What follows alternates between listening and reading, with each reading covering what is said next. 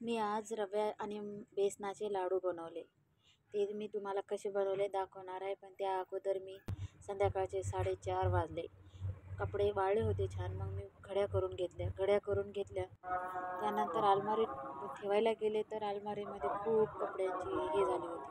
त्यानंतर मग मी कपड्यांच्या सगळ्या घड्या करून ते पण नीट ठेवल्या. त्यानंतर मग आता मुलाचा अभ्यास घ्यावा लागते.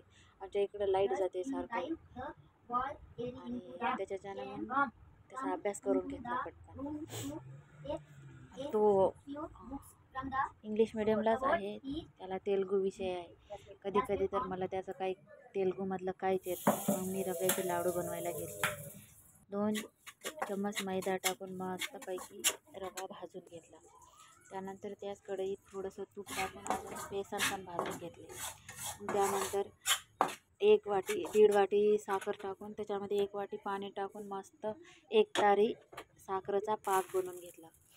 त्या पाकामध्ये आपलं ड्रायफ्रूट म्हणलं तर काजू, बदाम असे बारीक करून टाकले. पण माझ्याकडं सध्या तर काजू तर नव्हते, बदामच होते. मग मी बदामच बारीक करून टाकले आणि इलायची.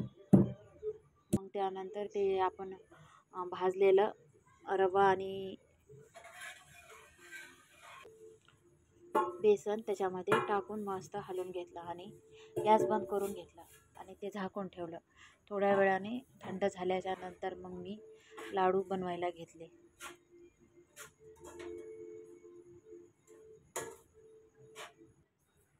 छान असे लाडू मस्त दिसायलाच बघा ना किती छान दिसत. असे लाडू छान बनले आणि खूप टेस्टी बनले. त्याच्यानंतर मग आम्ही जेवण करून घेतलं. Okay bye. असं होतं आमचं